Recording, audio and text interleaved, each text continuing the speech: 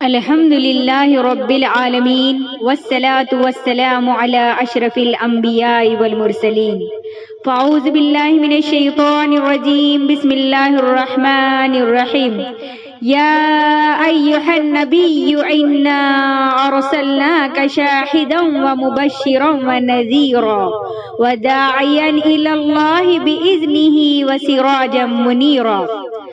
سب تعریفیں اللہ تعالیٰ کو سزاوار ہیں جو رب العالمین ہے، کل کائنات کا، زمین و آسمان کا حقیقی مالک ہے۔ وہی کل کائنات پر متصرف و محیط ہے۔ وہ اکیلا وحدہ لا شریک ہے، پاک و بے عیب ہے، سمیع علیم اور بصیر ہے، سب کا پالنہار ہے، دن رات، چاند سورج اور ستاروں کا مالک ہے، سمندر اور اس کے اندر کی کل مخلوقات پر قادر ہے۔ ہم سب کے سب اسی کے در کے محتاج ہیں، فقیر ہیں، غلام ہیں۔ ہم اس کی تعریف کا حق ادا کرنے سے قاصر ہیں، اس کی جس قدر تعریف کی جائے کم ہے۔ اللہ تعالیٰ کا بڑا فضل و کرم ہے، ہم میں آخری پیغمبر رحمت للعالمین محمد مصطفیٰ صلی اللہ علیہ وسلم کو مبعوث فرمایا اور ہمیں خیر امت کے لقب سے نوازا۔ اس نعمت عظمیٰ کا جس قدر شکریہ ادا کرے کم ہوگا۔ معزز سامعین، السلام علیکم ورحمۃ اللہ وبرکاتہ۔ آئیے دیکھتے ہیں جھگڑے کیوں ہوتے ہیں، اس کی چوتھی قسط۔ ہم نے اب تک کی قسطوں میں جو باتیں سنائی اس میں یہ تھی کہ غلط فہمی کی وجہ سے بھی جھگڑے ہوتے ہیں۔ دوسری چیز ہم نے دیکھی کہ بدگمانی کی وجہ سے بھی جھگڑے ہوتے ہیں۔ اسی طریقے سے اللہ رب العالمین نے کسی برادری، قوم یا قبیلے کو افضل قرار نہیں دیا۔ یہ بات ہم نے جانی کہ اسلام نے کسی ذات کو اونچا یا نیچا نہیں بنایا، ہاں کامیاب اور عزت والا اسے قرار دیا جو ہدایت کی جانب آیا اور اس نے تقوی اختیار کیا، اور رنگ و نسل کے اختلاف کو تو صرف پہچان کا ذریعہ اللہ رب العالمین نے قرار دیا۔ پھر میں اور آپ نے یہ بھی چیز دیکھی کہ نوح علیہ السلام نے اپنی اولاد یعنی اپنے بیٹے کے لیے دعا مانگی اور اللہ رب العالمین نے ان کی دعا کو رد فرما دی۔ آگے بڑھتے ہیں اور دیکھتے ہیں برادریزم کے وجود سے پھوٹنے والے جھگڑے اور محلک امراض قومی اتحاد کو ختم کرنے کے لیے ایک کلہاڑی کا کردار ادا کر رہے ہیں، اور قوم کے لوگ آپس میں دست و گریباں ہو کر مفادات کی جنگ لڑ رہے ہیں۔ ان امراض میں سے چند ایک اہم انشاءاللہ میں آپ لوگوں کے سامنے بیان کرتی ہوئی آگے بڑھوں گی۔ انسانیت کا درد چھن گیا ہے۔ برادری کے لیے کام کرنے والا بحیثیت قوم سوچنے کی بجائے بحیثیت برادری کی سوچنے لگتا ہے، اور یوں اس کی سوچ کا محور امت مسلمہ کی بجائے چند افراد بن جاتے ہیں، اور وہ انہی چند افراد کو خوشحال اور بلند دیکھنا چاہتا ہے۔ اگر غیر برادری کا بندہ بھوکا بھی مر جائے تو اسے پرواہ نہیں ہوتی، اور برادری کی بنیاد پر الیکشن جیتنے والا تو بری طرح اس مرض کا شکار ہو جاتا ہے۔ وہ سمجھتا ہے کہ غیر برادری کا بندہ مرتا ہے تو مرے، یہ میرا سپورٹر نہیں تھا، اس لیے یہ اب کسی قسم کے رحم کا مستحق نہیں ہے، بلکہ یہ تو اب دائرے انسانیت سے ہی خارج ہو گیا ہے، اس لیے کہ میری مخالفت کرنے والا میرے حلقے میں رہنے کا ہی حقدار نہیں ہے، اور اگر اتفاق سے اگلے الیکشن میں اس معتوب طبقے کا کوئی فرد غالب آ جائے تو وہ اس غیر منصفانہ سلوک کا بدلہ چکانے کے لیے اس حد تک آگے بڑھ جاتا ہے کہ جھگڑوں تک کی نوبت جا پہنچتی ہے۔ سنگین نتائج کی دھمکیاں ملتی ہیں جن سے نمٹنے کے لیے برادری کے افراد کا جمع ہونا ضروری سمجھا جاتا ہے، حالانکہ جیتنے کے بعد وہ تمام کی محبتوں اور پورے علاقے کی امیدوں کا مرکز بن جاتا ہے۔ ایسے ہی جھگڑوں پر ذیل کی مثال کس قدر بٹاتی ہے۔ دیکھتے ہیں مثال کے ذریعے کہ درخت کی مثال لے کر ہم یہاں چلتے ہیں کہ کسی بندے نے ایک پتھر اٹھا کر درخت کو مارا تو درخت نے پتھر کھا کے آگے سے پھل گرایا تو وہ شخص حیران ہوا کہ میں نے تو اسے پتھر مارا تھا لیکن اس نے میری بھوک مٹانے کو آگے وہ کہنے لگا تو راستے میں گزرنے والے ہر مسافر کو سایہ فراہم کرتا ہے، لیکن تیرے اس احسان کے بدلے میں وہ تجھے پتھر مارتا ہے، مگر تیری محبت اس کے لیے اور بڑھ جاتی ہے اور تو اسے پتھر کے عوض پھول یا پھل کا تحفہ دیتا ہے کہ انسانوں سے انسانیت چھین کر لگتا ہے کہ تیرے اندر سما گئی ہے۔ اگر تیرے اندر بولنے اور چلنے کی قوت ہوتی تو ہی رہنما ہوتا۔ اگر انسانیت کے اعتبار سے سوچا جائے تو جیتنے والا کوئی بھی رہنما اس درخت کی مانند ہوتا ہے جو برادری سے بالا تر ہو کر مخالفین کے لیے بھی اس درخت کی مانند پھل دینے والے بازو جھکا دیتا ہے۔ اور اگر انسانیت کو ایک طرف رکھ کر برادری کے حوالے سے سوچا جائے تو مراعات اپنوں میں تقسیم ہونے لگتی ہیں اور مخالفین انسانیت کے دائرے سے خارج سمجھے جاتے ہیں۔ شورش کاشمیری نے اسی صورتحال کو دیکھ کر فرمایا، فٹ پاتھ پہ بے گور کفن لاش پڑی ہے، فٹ پاتھ پہ بے گور کفن لاش پڑی ہے، راہگیر کی میت کو مشیت سے گلا ہے، گمراہ زمانے کی روش سے ہے شکایت، ہے بے درد خداؤں کی حمیت سے گلا ہے۔ دین اصولوں کی پاسداری کا نام ہے اور یہ اصول کسی شخصیت کے وقار کی وجہ سے بدلتی نہیں ہے، لیکن تعصب میں اصول و ضوابط کا درجہ بعد میں اور نسل، گروہ یا برادری کی عزت کا درجہ پہلے آ جاتا ہے۔ تعصب کا مطلب ہے ظلم میں اپنی قوم کی طرفداری اور مدد کرنا، اور تعصب میں یہ نہیں دیکھا جاتا کہ برادری کس طرف بلا رہی ہے، کیا یہ کام کرنا درست ہے یا غلط۔ ان چیزوں کو نظر انداز کر کے صرف یہ دیکھا جاتا ہے کہ برادری بلا رہی ہے، اس لیے اندھا دھند ان کے پیچھے لگنا مجھ پر فرض ہو چکا ہے، حالانکہ یہی چیز جاہلیت کی پکار ہے جس سے بہت پہلے نبی کریم صلی اللہ علیہ وسلم نے ہم کو روک دیا ہے۔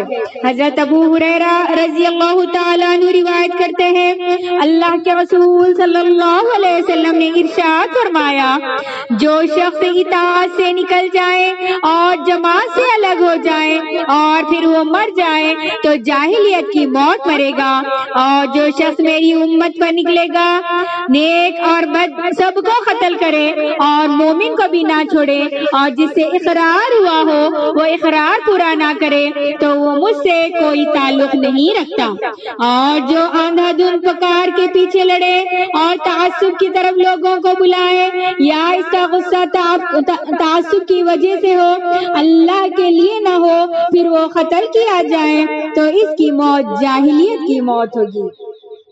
سامعین ذرا غور کرے، وہ لوگ جو برادری کی ناک رکھنے کے لیے الیکشن کی فراڈ بازیوں میں اپنی جان تک گنوا بیٹھتے ہیں، کیا ان کی موت حدیث کی روح سے جاہلیت والی موت نہ ہوگی؟ اس سے بھی واضح امام نسائی رحمت اللہ علیہ نے ایک اور حدیث نقل کی ہے۔ حضرت عبداللہ بن مسعود فرماتے ہیں کہ قیامت کے دن ایک شخص دوسرے کا ہاتھ پکڑ کر لائے گا اور کہے گا، اے رب تعالی اس نے مجھے قتل کیا تھا۔ اللہ تعالی ارشاد فرمائے گا، کیا تو نے اسے قتل کیا تھا؟ تو وہ کہے گا، اے اللہ تیرے لیے تاکہ تیری عزت بلند ہو۔ تب اللہ تعالی فرمائیں گے، بے شک عزت میرے لیے ہے۔ ایک اور شخص دوسرے کا ہاتھ پکڑ کر لائے گا اور کہے گا، اس نے مجھے قتل کیا تھا۔ اللہ تعالیٰ پوچھے گا کہ تو نے اسے کیوں قتل کیا؟ وہ بولے گا، فلاں شخص کو عزت دینے کے لیے۔ تب اللہ تعالیٰ فرمائیں گے، آج کے دن کسی فلاں شخص کے لیے عزت نہیں ہے، پھر وہ اپنے گناہ کو سمیٹ لے گا۔ اخبارات اس بات کے شاہد ہیں کہ نام نہاد الیکشنز پر ہر سال سینکڑوں قیمتی جانیں اسی جاہلیت کی پکار اور قبیلے یا برادری کی عزت بلند کرنے میں ضائع ہو جاتی ہیں، اور ایسی غیرت و شجاعت کے پیچھے اندھا دھند چلنے والوں کو اللہ کے رسول صلی اللہ علیہ وسلم کے ان فرامین پر غور کر لینا چاہیے، کہیں ایسا نہ ہو کہ لوگ برادری کی عزت میں آخرت کی عزت سے محروم ہو جائیں۔ بعض دفعہ برادری کی تاریخ میں اپنے بڑوں کے کارنامے اور ان کی مدحت میں پڑھی جانے والی نظمیں اور اشعار بھی جذبات کو برا انگیختہ کر دیتے ہیں، جس سے لڑائی جھگڑوں کی فضا بن جاتی ہے۔ یہ ساری چیزیں دور جاہلیت کی یاد میں ہیں، جیسے 21ویں صدی کے ترقی یافتہ مسلمان اختیار کرتے ہیں۔ عہد نبوی میں اس کی ایک مثال یہ ہے کہ جب جنگ بدر میں مسلمانوں کو شاندار فتح نصیب ہوئی تو یہود مدینے کو اس سے سخت صدمہ پہنچا۔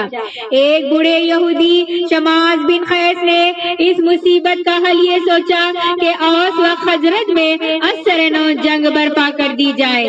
اس مقصد کے لیے اس نے ایک نوجوان یہودی کو تیار کیا کہ انصار کی مجالس میں جا کر جنگ بعاث کا ذکر چھڑے اور اس سلسلے میں اوس و خزرج کی طرف سے جو اشعار کہے گئے تھے انہیں پڑھ پڑھ کر سنائے اور جاہلی عصبیت کو ہوا دے۔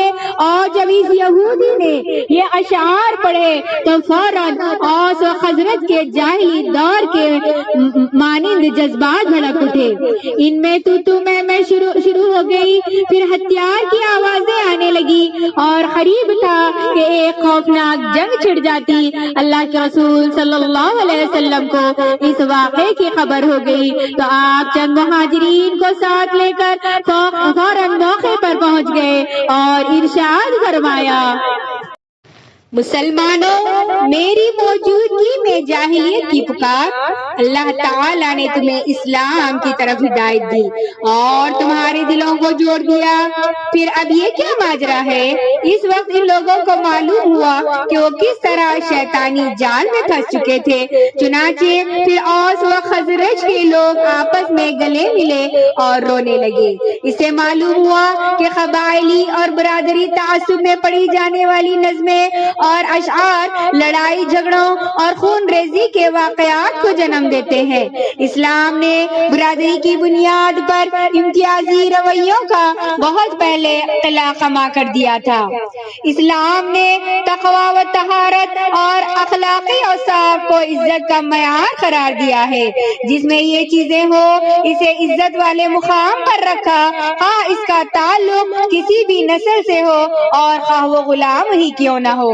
مثال کے طور پر حضرت سلمان رضی اللہ تعالیٰ عنہ ایرانی تھے، لیکن غزوہ خندق میں ان کی رائے کو مقدم رکھا اور خندق کھودا گیا۔ بازان بن ساسان ایرانی تھے، ان کو اللہ کے رسول صلی اللہ علیہ وسلم نے یمن کا گورنر بنایا اور ان کے بیٹے کو صنعاء کا ولی قرار دیا۔ صہیب بن رومی رضی اللہ تعالیٰ عنہ یونانی تھے، جنہیں حضرت عمر رضی اللہ تعالیٰ عنہ نے مرض الموت میں طلب فرمایا۔ جب وہ آئے تو انہیں 3 مرتبہ فرمایا، تم لوگوں کو نماز پڑھانا، تم لوگوں کو نماز پڑھانا، تم لوگوں کو نماز پڑھانا۔ حضرت عائض بن عمر رضی اللہ تعالیٰ عنہ فرماتے ہیں کہ ابو سفیان کفر کی حالت میں حضرت سلمان، صہیب اور بلال رضی اللہ تعالیٰ عنہ کے پاس سے گزرے اور یہ تینوں افراد صحابہ اکرام رضی اللہ عنہم کی ایک جماعت میں بیٹھے ہوئے تھے۔ ابو سفیان کو دیکھ کر ان لوگوں نے کہا کہ کیا اللہ تعالیٰ کی تلوار نے اس دشمن الہی کی گردن کو نہیں اتارا؟ حضرت ابو بکر صدیق نے سن کر فرمایا، کیا تم قریش کے سردار کے بارے میں ایسے الفاظ کہتے ہو؟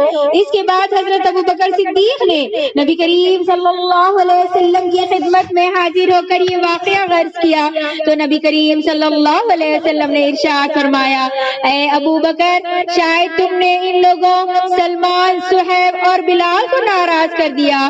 اگر تو نے ان کو ناراض کیا ہوگا تو اپنے رب کو ناراض کیا ہوگا۔ یہ سن کر حضرت ابو بکر صدیق رضی اللہ تعالیٰ عنہ صحابہ اکرام رضی اللہ عنہ کے پاس تشریف لائے اور فرمایا، میرے بھائیوں، کیا میں نے تم کو ناراض کر دیا ہے؟ انہوں نے جواب دیا، ہمارے بھائی، اللہ تمہیں معاف فرمائے۔ حالانکہ ابو سفیان قریشی ہے اور قریش کے سردار ہے اور دوسری طرف حضرت بلال رضی اللہ تعالیٰ عنہ غلام ہے۔ باقی 2 صحابیوں میں سے ایک رومی ہے اور ایک ایرانی ہے، لیکن اسلام نے تقویٰ کو دیکھتے ہوئے ایک سردار کے مقابلے میں کمزوروں کی ناراضگی کو رب تعالیٰ کی ناراضگی قرار دیا ہے، بلکہ اسلام نے تقوی کی بنیاد پر غلام کو اس قدر نوازا ہے کہ عقلیں دنگ رہ جاتی ہیں۔ تاریخ کی بوسیدہ کتابوں میں آج بھی یہ واقعہ جگمگا رہا ہے کہ فتح مکے کے روز اللہ کے رسول صلی اللہ علیہ وسلم کعبۃ اللہ میں داخل ہوئے تو وہاں رکھے ہوئے 360 بتوں کو ایک ایک کر کے گرا دیا۔ نماز کا وقت ہو چکا تھا، نبی کریم صلی اللہ علیہ وسلم نے حضرت بلال کو کعبۃ اللہ کی چھت پر چڑھ کر اذان دینے کا حکم دیا۔ اس وقت لشکر اسلام میں 10,000 صحابہ کرام رضی اللہ عنہ موجود تھے، لیکن یہ اعزاز صرف حبشہ کے غلام کی قسمت میں تھا جو حرم جو صدیوں سے صنم خانہ بنا ہوا تھا محب رسول صلی اللہ علیہ وسلم کی صدائے توحید سے گونج اٹھا۔ اور یہ بھی عجیب منظر تھا کہ بے شمار قبائل کے سردار مسلمان اور کفار ایک آزاد کردہ غلام کو کعبے کی چھت پر ترانہ توحید سناتے ہوئے دیکھ رہے تھے۔ اسی وقت ابو سفیان بن حرب، عتاب بن اسید اور حارث بن حشام کعبے کے صحن میں بیٹھے تھے۔ عتاب نے کہا، اللہ نے اسید کو فوت کر کے اس پر یہ کرم کیا کہ وہ یہ اذان نہ سن سکا، ورنہ اسے ایک ناگوار چیز سننا پڑتی۔ اس پر حارث نے کہا، سنو واللہ اگر مجھے معلوم ہو جائے کہ وہ برحق ہے تو میں ان کا پیروکار بن جاؤں گا۔ اس پر ابو سفیان نے کہا، دیکھو واللہ میں کچھ نہیں کہوں گا، کیونکہ اگر میں بولوں گا تو یہ کنکریاں بھی میرے خلاف گواہی دیں گی۔ ایک موقع پر حضرت بلال نے اپنی زبان سے اس واقعے کو بیان فرمایا، مجھے نبی کریم صلی اللہ علیہ وسلم نے کعبے کی چھت پر چڑھنے کا حکم دیا اور نہ جانے کس طرح میرے اندر بے انتہا توانائیاں جمع ہو گئی۔ میں دراصل بتوں کے خلاف چڑھ رہا تھا، بازرو کے سہارے لٹکتے ہوئے ہموار دیواروں پر پاؤں جماتے ہوئے اوپر پہنچا۔ نیچے مکمل خاموشی تھی۔ پھر میں نے اذان دی۔ اس کے بعد اپنے نبی صلی اللہ علیہ وسلم کی طرف دیکھا تو آپ اپنی اونٹنی پر سوار حسب معمول مطمئن اور پروقار نظر آ رہے تھے۔ یہ حسب و نسب پر فخر کیا چیز ہے؟ اسلام نے تو اسے انتہائی ناپسندگی کی نظر سے دیکھا ہے۔ امام بزار اپنی مسند میں حضرت حذیفہ رضی اللہ تعالیٰ عنہ سے روایت کرتے ہیں کہ نبی کریم صلی اللہ علیہ وسلم نے ارشاد فرمایا، تم سب آدم کی اولاد ہو اور آدم مٹی سے پیدا کیے گئے ہیں، اور جو قوم اپنے باپ داداؤں پر فخر کرتی ہے تو اس سے باز آ جائے گی یا اللہ تعالیٰ کے نزدیک ایک گندگی پھیلانے والے کیڑے سے بھی بدتر ہو جائے گی۔ فخر کس چیز کا؟ میرا باپ بھی مٹی کا تھا، دوسرے کا باپ بھی مٹی سے بنا ہوا ہے، اور ان سب باپوں کی انتہا آدم علیہ السلام پر ہوتی ہے اور وہ بھی مٹی سے بنے تھے۔ کیا میں مٹی پر فخر کروں؟ کیا میں ان پر فخر کروں جو مٹی میں مل گئے؟ کسی شاعر نے کیا خوب کہا، جس کا ترجمہ کچھ یوں ہے، جب لوگ قیس اور تمیم خاندانوں پر ایک دوسرے پر فخر کرے تو اس وقت میرا باپ اسلام ہے اور اس کے سوا میرا کوئی قابل فخر باپ نہیں۔ حسب و نسب جس کو بنیاد بنا کر لوگ فخر کرتے ہیں اور دین سے آج غافل ہو گئے ہیں۔ قیامت والے دن ان سب سے نسب کے متعلق کوئی سوال نہیں کیا جائے گا، وہاں تو صرف اعمال پوچھے جائیں گے۔ اللہ رب العالمین نے سورہ مومنون میں ارشاد فرمایا، فَإِذَا نُفِخَ فِي الصُّورِ فَلَا أَنْسَبَ بَيْنَهُمْ يَوْمَئِذٍ، جب سور میں پھونکا جائے گا تو اس دن ان کے مابین کوئی نسب نہیں ہوں گے اور نہ ہی وہ ایک دوسرے سے سوال کریں گے۔